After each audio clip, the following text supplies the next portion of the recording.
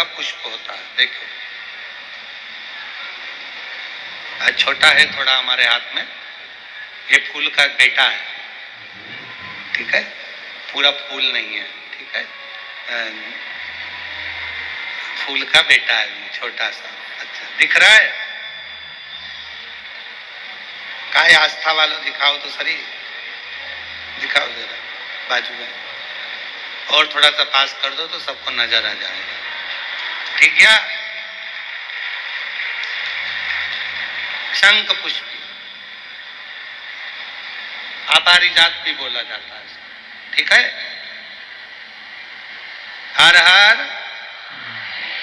विराजो विराज। तो एक पुष्प अपन कहते हैं, हमारे भगवान देवादिदेव महादेव को, भगवान शंकर को बड़ा प्रिय है ये पुष्प।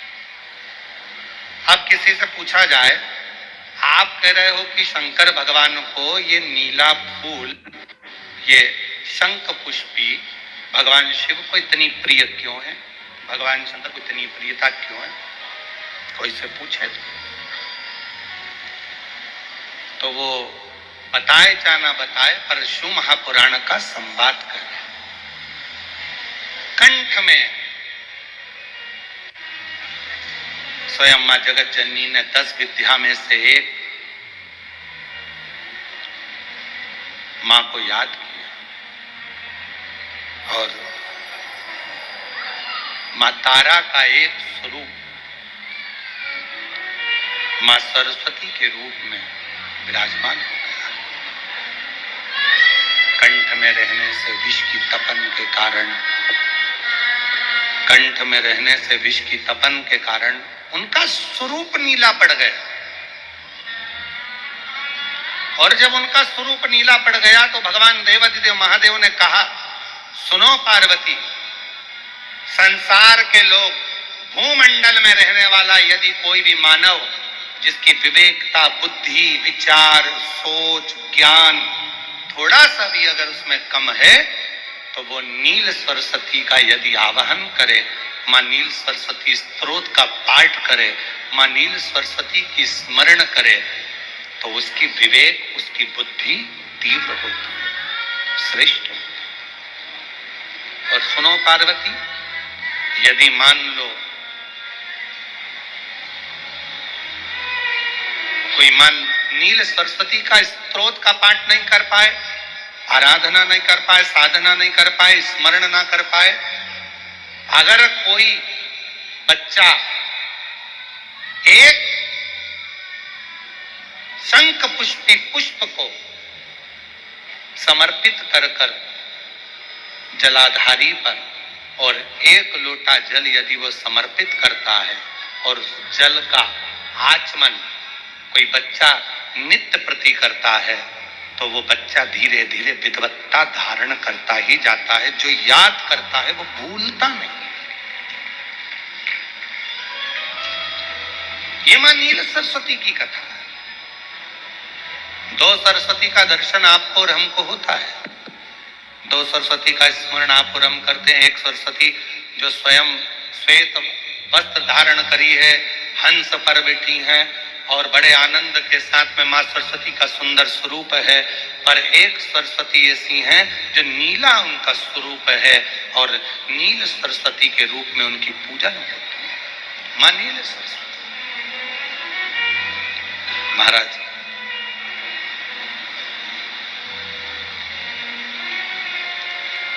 जैसे कोई कोई बच्चे ऐसे होते हैं कि जन्म लेने के बाद में उनकी राल टपकती रहती है, विद्वान नहीं हो पाते, पलंग पर पड़े रहते हैं, पांव हाथ काम नहीं करते हैं, और डॉक्टरों का इलाज चलता रहता है पर वो रिटर्न नहीं आ रहा है।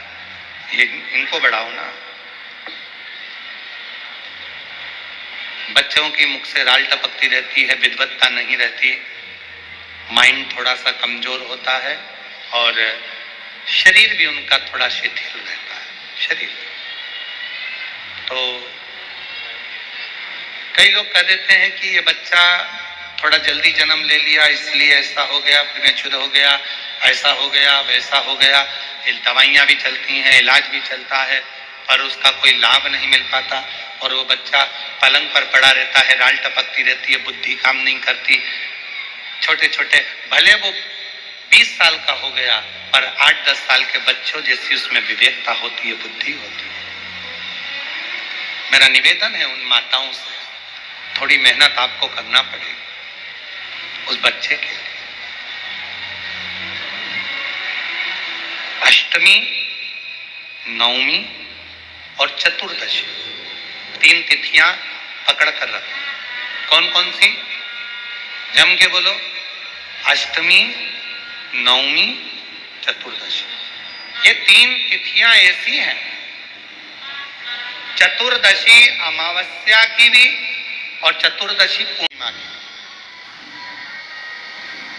अष्टमी नवमी अमावस्या की भी और अष्टमी नवमी पूर्णिमा की। ये वो तिथियां हैं जिन तिथियों में मां नील सरस्वती का स्तोत्र का पाठ कर कर एक शंख पुष्पी पुष्प, एक अपारिजात का पुष्प जलाधारी पर रखकर 7 बार अगर जल का पात्र से जल चढ़ाया जाए और उसी जल को कटोरी में झेल लिया जाए, उस जल को 3 दिन तक लगातार यदि सुबह दोपहर शाम रोज उस बच्चे को देना चालू करिए, उसके हाथ पैर भी काम करना प्रारंभ करेंगे, उसकी बुद्धि भी काम करना प्रारंभ करेगी।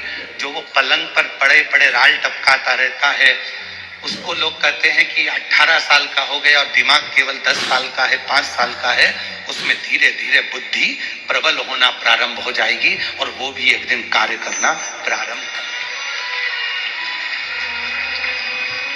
जिसको प्रीमेच्योर बच्चे भी कहते हैं। लोग कहते हैं ये बच्चा जल्दी हो गया था, ये बच्चा बीमार पड़ गया था, बचपन में इसको कोई इंजेक्शन ऐसा लग गया था, बचपन में ऐसा हो गया था, बचपन में वैसा हो गया था, गर्भाशय का जल उसके मुख में चले गया था, तो ये बच्चे की ऐसी गति हो रही है। उस बच्चे के लिए अगर आपके आसपास के क्षेत्र में भी कोई बच्चा ऐसा है तो उसको मां नील सरस्वती का स्मरण जरूर करें।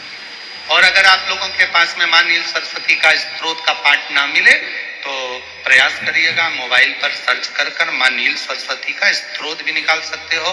बाजार में से गीता प्रेस गोरखपुर की किताब में भी ला सकते हो, पढ़ भी सकते हो, घर में उसका स्तोत्र का पाठ भी कर सकते हो।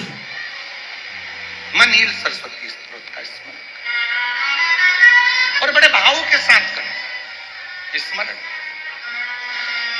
और कोई माताएं कह देती हैं, कोई बच्चा कह देता है मम्मी मुझे याद नहीं होता, याद करता हूँ परीक्षा हॉल में जाकर भूल जाता हूँ, मैं कुछ पढ़ता हूँ बाद में जाके भूल जाता हूँ, स्मरण में नहीं रहता। तो उनसे भी निवेदन है, आप मां नील पाठ नहीं पढ़ सकते, स्तोत्र नहीं कर सकते, संस्कृत में नहीं पढ़ सकते, तो मां नील सरस्वती के नाम से अष्टमी, नवमी और चतुर्दशी के दिन एक शंख पुष्पी पुष्प को, नीला कलर का जो फूल होता है बेल में लगा होता है, जो शिव जी को अति प्रिय होता है, उस पुष्प को आप जलाधारी पर रख दीजिए। जलाधारी जानते हो ना सब लोग, शिवलिंग पर नहीं, जलाधारी पर रख दीजिए और जल चढ़ाना 7 बार प्रारंभ करिए।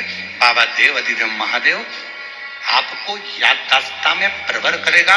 परीक्षा हॉल में जितना तुम याद कर कर गए हो, अच्छी मेहनत कर कर गए हो, तो भूलोगे नहीं, तुम्हारी बुद्धि तीव्र होती चली जाएगी, प्रबल होती चली।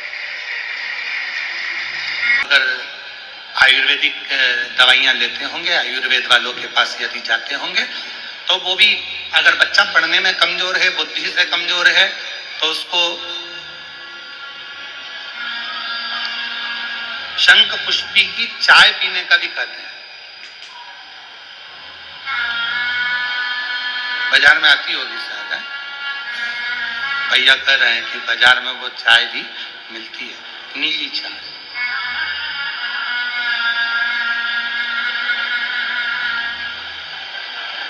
महाराज याददाश्ता के लिए, उसको प्रबल करने के लिए शिव कथा करें।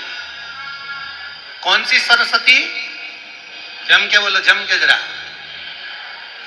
पूरा तो नाम बोलो, मां नील सरस्वती। तुमने डायरेक्ट कह दिया नील सरस्वती।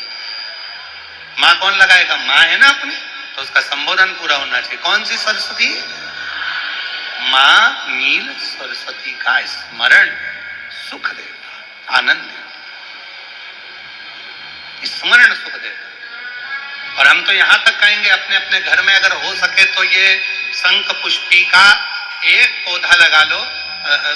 ऐसा होता है वो पौधा बढ़ते जाता है, ऐसा नहीं कि सूखता है और बढ़ता है। बच्चे लोग सवेरे से उठेंगे और बच्चे लोग उठकर उस पौधे में से फूल तोड़ेंगे और शंकर भगवान को समर्पित करेंगे, तो वो पुष्प भी बच्चों के जीवन में विद्वत्ता प्रदान करेगा। वो शंख पुष्पी का पुष्प। हर हर